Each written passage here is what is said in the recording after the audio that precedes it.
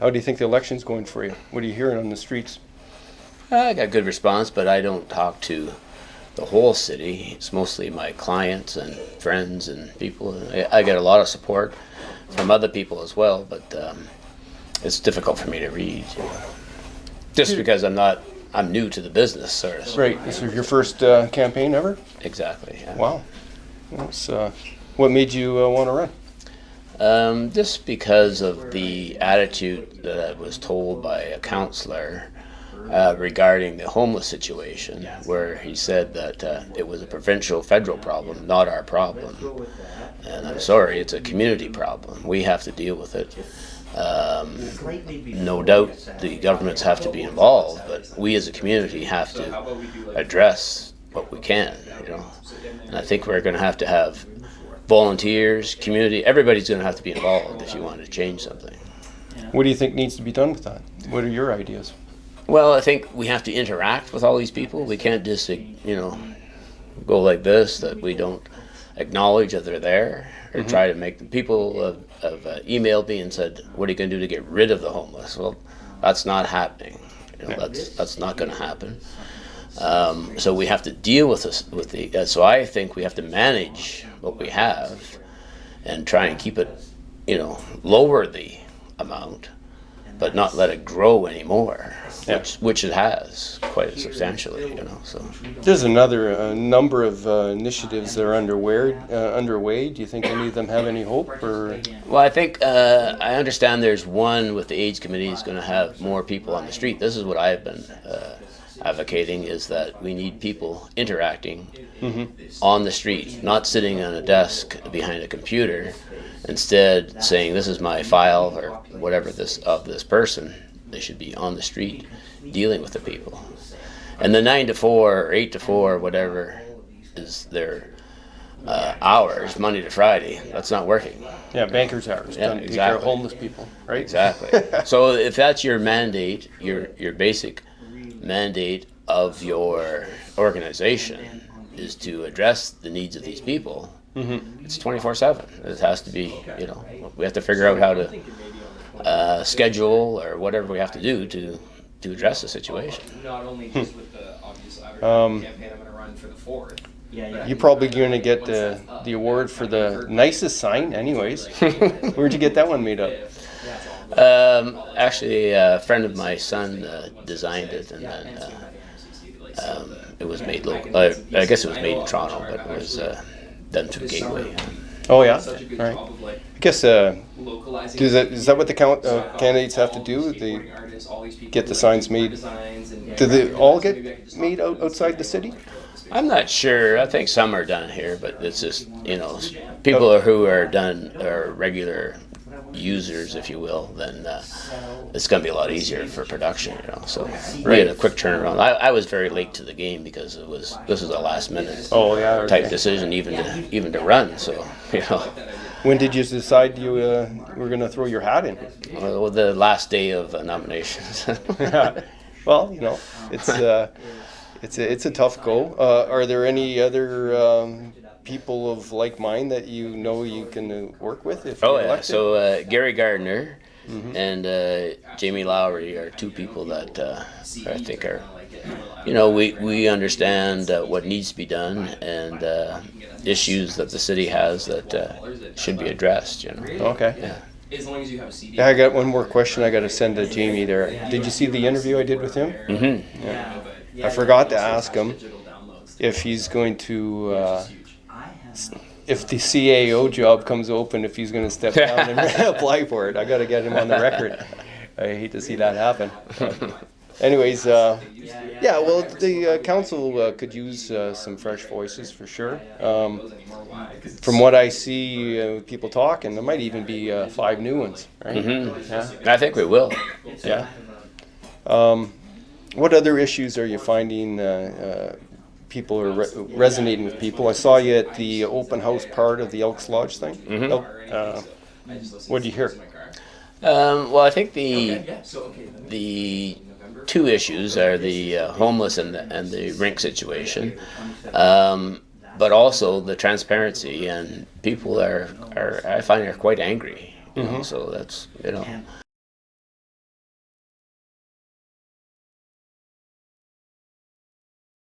against what's been happening. So, like the secret society, so to speak, So that's, I think, a big issue with the voters. Now, is that all of the councillors, or was that an Alan McDonald thing, or what do you think? How did that all come? Because it almost seems a little bit like, was it really that untransparent? Well, I think that the issue is with Judge Vallon, the 5 councillors who voted against him presenting. And you got to understand that, as I understand anyway, it wasn't, it was just guidelines what he was going to present. It wasn't any, you did this wrong. It was just guidelines how to go forward. And that's what we need. We need new guidelines how to present to the citizens, Guidelines for conflict and stuff. Conflict of interest. There's some things that, under the current guidelines, they passed the smell test, but the way it should have been, they wouldn't have. Yeah, well, that's an issue. They certainly stepped in the goo on the Invest North Bay thing, right? Obviously, there was a wide perception of conflict with the people that voted for the contract in the first place. That should have been.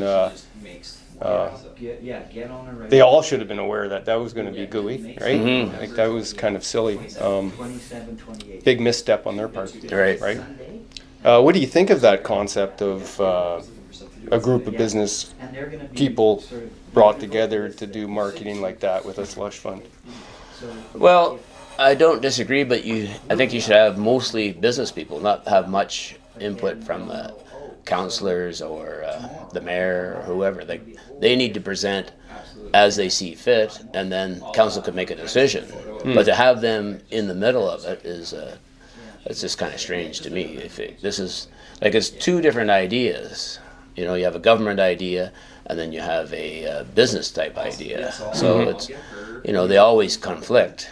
So I think the presentation should be from business people, and then how can the council or the city work with it, the staff or whatever, with what they present, I'm always open to the idea of business people providing some direct input, but I'd never give them $1 million to spend the way they see fit. I wouldn't. I don't know. Well, I don't know about how they see fit, but I really do think maybe with some guidelines. Guidelines, yeah.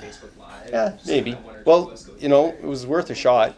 It's never going to probably happen again. No. But we still can have business leaders present ideas and with the proper council that will present them. Yeah. Well, no, definitely there should be a forum that helps guide council and provide input for sure. Yeah, definitely. And probably some side sort of groups for other issues as well, right? And I think they have sort of that idea with the community safety plan kind of thing. Have you looked at that? Not a whole lot, no. But I've read about it, and so my idea is the citizens have to volunteer in many organizations. Like, we have to have a total community commitment if we're going to change anything. Right. You can change council, but unless we get the citizens to commit to various organizations, we're not going to change a whole lot. But if we have a huge amount, I'm not talking hundreds, I'm talking thousands of people, and some sort of volunteer basis. It could be the Heritage Gardeners, it could be anything to promote and to help the city go forward. You can't be, a lot of people say, well, the city should do that. Well, maybe they should, but if it's not being done, we need to get it done. So that's how it's very simplistic how I view, like the weed event, where we cleaned up the weeds. Yeah. It just wasn't getting done. So we as citizens took it upon, and we had over 100 volunteers to clean up that whole Algonquin. There's 13 gardens there that needed to be, addressed. It wasn't. Now there's many reasons why the city couldn't, because they didn't have enough students. They had, different reasons coming out of COVID, that wasn't getting done.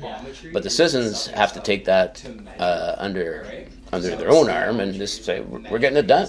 That's proactive. That's how we're going to have to do things because as you're going to find, budgets are going to be really tight going forward with inflation. Like people say, you know, what are you going to do to lower taxes? Well, I got to be honest.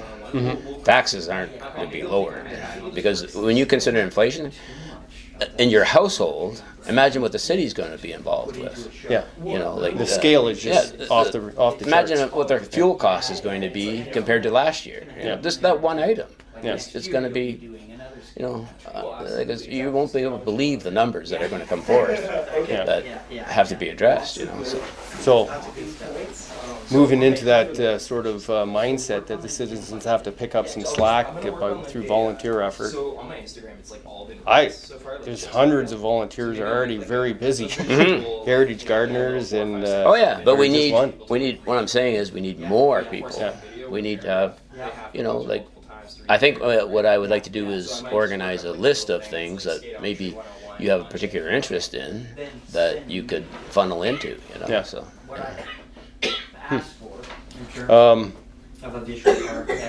are you going to be one of the guys to be able to balance out the equation in case Peter gets a little bit too busy as mayor? And like, would you vote against something that he 100%. Yeah. Is there anything in his platform that you don't agree with? I don't agree with moving things down to the main floor. Like I'm against unnecessary costs. You know, people talk about OPP costing. That's off the table. Like we're just not going to, because that's going to cost huge money. You know, there's things that you have to evaluate for today's realities. Right. And that's, you know, anything that's going to cost a bunch of money has to be off the table right now, because I'm telling you, it's going to be bizarre costs that are going to be presented to council. Like the twin pad that's proposed for Steve Omichel, what do you say with that? That's not happening. It's just dead in the water. It's not going to happen. And so what are we going to do when the double stinks get shut down? No, I'm not saying we don't need rinks. Oh, okay. Yeah, but the Omichel proposal is not happening. What do you think should happen? I think right in this area right here is a possibility. Like Lowry's proposal? Mm-hmm. Yeah. And then behind the gardens is another. See, the big thing of those two locations is that you have traffic needs already addressed. Omichel is going to require huge amounts of, and you're still going to funnel into one street, even with all your traffic. That's the Squid Parade. You know what I mean? Like all the traffic needs, but the. Hey, Dermot, come on, man. Dermot. Are you guys filming? We're trying to do an interview. Yeah, thanks. Okay, go back to talk about the traffic. So, if you look at either of these two locations, Mara Gardens or right here, there's plenty of accesses. So when people leave the facility, it's easy to go down more than one street, many streets. Either way, there's many accesses. Whereas there's going to be one access at Omichel, and they've already talked about a roundabout. Like just the costs of construction, not for the building, for traffic needs is going to be huge. You know, so there's no need for that at these other two locations. I was taking a look at the designs for the Omichel. I don't see enough parking for 2 hockey games, a football game, and a baseball game. No, that's going to have to be vastly expanded for sure. Oh yeah, I don't think there's everything accounted for even with those prices. No, I'm telling you, that's not happening. Yeah. Well, I don't think it is either. And I think this is a good spot if it fits. I got a question back to Jamie about whether or not those were NHL-sized rinks that he has in the design. Yeah. Haven't heard back from him yet, but that's an important thing, the size of the rinks these days, right? You can't put in small rinks like West Ferris rink. Yeah. The midgets couldn't even play there, right? No, you're not going to attract any tournaments without a proper size rink. Yeah. That's something that definitely needs to be done, because we know the life of Palangio is you know, going to come to an end. So we have to address it, so. I still think, and people can prove me wrong, there's solid ground in between the gardens and the Y. Now, I think there might be something wrong with that west wall, though. There's an issue with that west wall, and if you break through it or something like that. So I'm not sure what's going on with that. So 20%. I know that the parking would be better off on Rolly Fisher Field than an arena, just because of the ground and whatnot. But if they ever could, that'd be a good place for an extra rink, right? That makes sense. Well, so initially, what you need to do is do core samples. I mean, that's. I think they did a little bit. I saw some seismic stats and whatnot. But I mean, where you're going to go? Yeah. It's a simple thing to do, and you quickly determine which one's better. If you just do comparison notes, of core samples. Then you can say, well, this is a better location. That's where you'd head. You can't be looking at, oh, we really like this, but the costs are going to be, crazy. We are really going to have to consider costs, everything we do. Yeah, police station is leaning one way too. I wonder if that's fixed up. That's where OPP costing comes in. We're not going to do that, so we're going to stick with the old building for a while. Yeah. Well, there's so many moving parts, right? It's hard to really, when you start talking about one thing, then there's another thing, right? So it's going to be a challenge for whoever's elected to council. That's what I mean. People don't realize what a challenge it's going to be. It's unbelievable, Now, what else do you bring to the table if elected to council, knowing that it's going to be a financial challenge? Mm-hmm. So I will, scrutinize everything. I don't think. What I've heard before is, well, it only costs $100,000. Well, it only takes 10 of those to make $1 million. We have to really look at every situation and how we can, budget accordingly. So, and there's a lot of things that where we, kind of duplicate that we're going to have to look at. And people are going to say, well, we're saving jobs. Well, sorry, but I think those jobs can be taken up in another area. Nobody's going to lose their job, but we'll just be more efficient. Yeah, well, that's always possible, right? Good management. Yeah. That's what you have to do, adapt, change. Exactly. Focus priorities. Yeah. I'm going to talk to my friend Colleen. What other issues would you like to talk about? I think mostly like the three areas we've covered are the key points.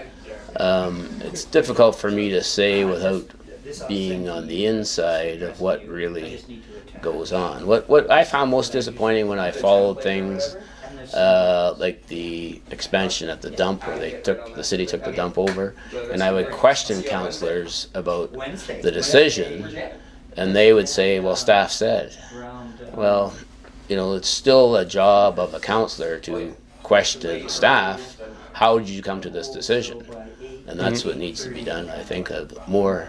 I'm not saying they were wrong until I have all the stats, but I still think even if you agree as a councillor, you need to question how this decision was made. So, that doesn't seem to be happening enough for my satisfaction, anyway. I believe that's true. Yeah. No, I would agree with that contention. Whoever's elected to council should be representing the people and being the people to question the staff, because it's hard as a resident to question staff. Exactly. Right? So, and that's the protocol. Of course, the council has to go through its process in doing that, and that's with the integrity commissioner on a pay clock there. Hopefully we don't end up seeing a lot of money spent on investigations of inappropriate activity. I say, let's get on to new business and carry on. Not spend a whole bunch, waste money, on things we already know. Yeah. There's no use. The things you already know. Yeah. Exactly. Well, appreciate the time that you took out to do this interview. I hope it helps get people to understand where you're coming from. It's tough to run even a person that's been in business in town for this long, to get your name out there as far as in people's minds as a council, potential council. Potential, yeah. Yeah. Have you heard anybody just really And then they'll come in thankful that you're running? Oh yeah, quite a few people, because they know that I'm kind of no nonsense and will ask appropriate questions, so I'm not afraid to question, and this is what I say should be happening: questioning of policies, of mandates, the way you're doing business, so. I think it would be good. Yeah, well, they need that kind of oversight on council. If it's not you, hopefully somebody. Hopefully, yeah. Thank you. Thank you. I know.